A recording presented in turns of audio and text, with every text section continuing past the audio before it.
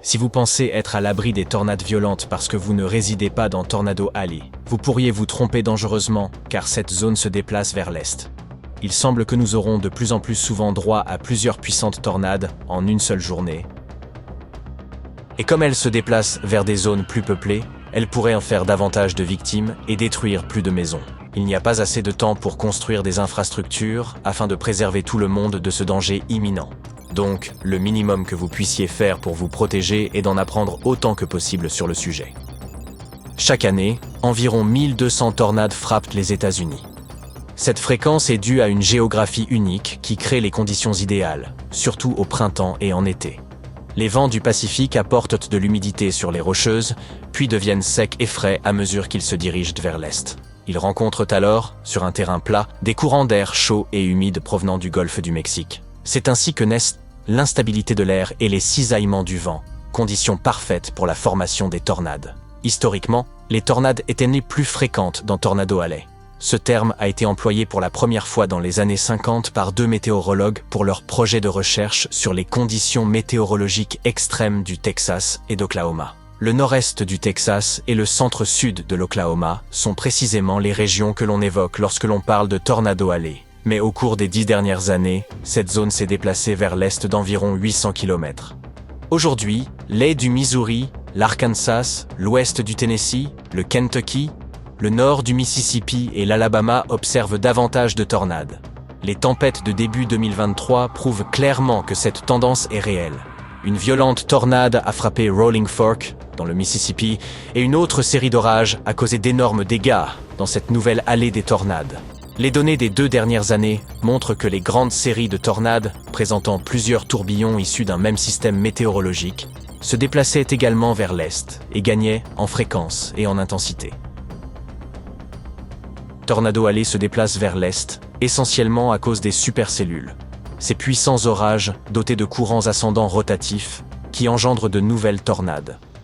Les supercellules se forment lorsque l'air chaud et humide près du sol interagit avec l'air frais et sec en altitude. Nous vivons au cœur d'une véritable expérience naturelle et observons les changements des composants de base des grandes tempêtes, sans savoir encore à quel point ces changements sont significatifs.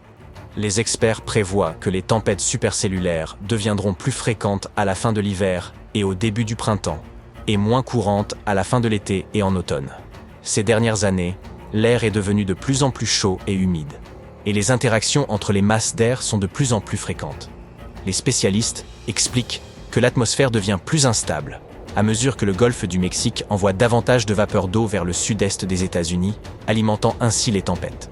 Les recherches montrent également que la prétendue ligne sèche, qui sépare l'est plus humide des États-Unis de l'ouest plus aride, se déplace également vers l'est.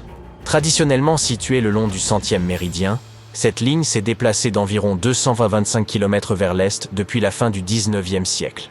Ce déplacement peut affecter les lieux de formation des tempêtes, car la ligne sèche agit comme une frontière pour la convection, où l'air chaud monte et l'air froid redescend, ce qui donne naissance aux tempêtes. Les hivers plus doux observés récemment augmentent également les chances que ces masses d'air instables interagissent et forment des supercellules plus tôt dans l'année. Il est difficile de prédire comment la situation évoluera et quel danger elle représente, car nous ne disposons pas de beaucoup de données sur l'impact qu'ont les conditions météorologiques sur des phénomènes aussi éphémères que les tornades. Le service météorologique des États-Unis n'a commencé à tenir des registres sur les tornades qu'en 1950, et il n'a pas recensé de nombreuses tornades dans les zones reculées. Les données montrent que le nombre de jours affectés par les tornades chaque année a diminué, mais que l'activité tornadique est alors plus intense. Les registres montrent également que certaines années, les tornades tuent jusqu'à 20 personnes aux États-Unis, tandis que d'autres années, elles peuvent coûter plus de 100 vies. Aujourd'hui, il y a davantage de gens vivant sur le trajet des tornades, car la population des États-Unis a plus que doublé depuis 1950, et le sud-est, où l'activité des tornades pourrait augmenter, compte maintenant bien plus d'habitants. Le Texas et l'Oklahoma sont bien pourvus en abris anti-tornades, mais les régions du sud-est le sont moins. De plus, il y a de nombreux mobile homes particulièrement vulnérables aux tempêtes dans le sud-est. Les tornades de cette région frappent souvent la nuit et sont 2,5 fois plus susceptibles de causer des pertes humaines.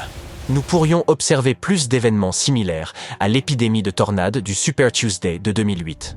Celle-ci a frappé le sud des États-Unis et la basse vallée de l'Ohio, et en seulement 15 heures, 87 tornades ont déferlé sur la région, causant d'énormes dégâts.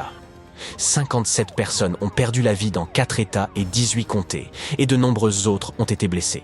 Les tornades étaient alimentées par de puissants systèmes de basse pression qui ont apporté une chaleur record. Des supercellules et des vents rotatifs ont alors produit ces violentes tornades. Tôt dans la journée du 5 février, une ligne de grains s'est formée de l'est du Texas jusqu'au Missouri et s'est déplacée vers l'est. L'une des tornades les plus intenses a parcouru 200 km en à peine 2 heures. Au petit matin du 6 février, la menace s'est déplacée vers l'est des États-Unis, ces vents causant des ravages, alors que le froid se dirigeait vers l'Atlantique. La neige et le verglas se sont étendus de l'Iowa jusqu'au Québec. La tempête a endommagé de nombreuses maisons, en a arraché certaines de leurs fondations et a emporté les mobile homes. Plusieurs véhicules et semi-remorques ont été éjectés de l'autoroute et projetés contre les arbres. Des rafales de vent à plus de 80 km/h ont soufflé de l'Arkansas jusqu'à l'Indiana.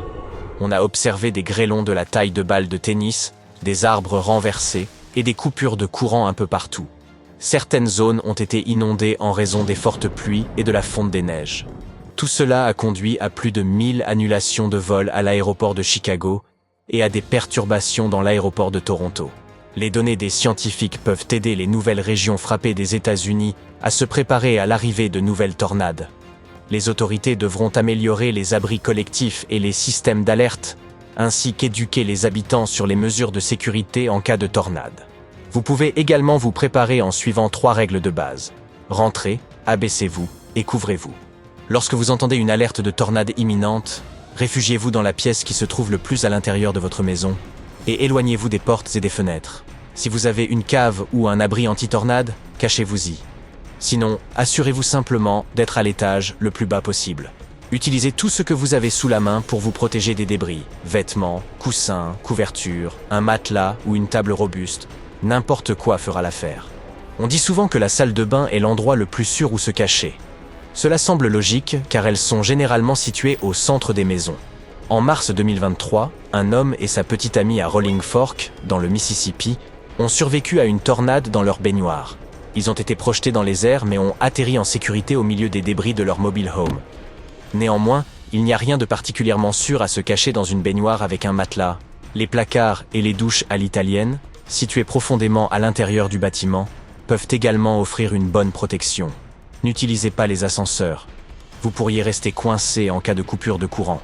Restez dans votre abri jusqu'à ce que vous soyez sûr que la menace soit passée. Si possible, écoutez les nouvelles du service météo, sur la radio locale ou à la télévision. Plusieurs tornades peuvent frapper la même région, il pourrait donc ne pas être sûr de partir, même après qu'une tornade soit passée. Lorsque vous quittez votre abri, soyez très prudent. Il pourrait y avoir des inondations, des gravats, des bâtiments effondrés et des routes bloquées.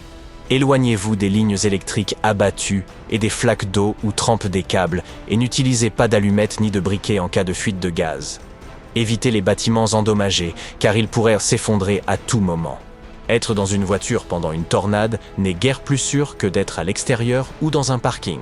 De nombreuses personnes sont régulièrement blessées en essayant de fuir les tempêtes, et les tornades peuvent produire des grêlons de la taille de balles de tennis qui peuvent facilement briser un pare-brise.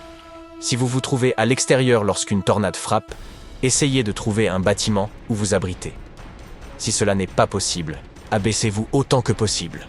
Même un fossé ou un caniveau peut s'avérer plus sûr que votre véhicule.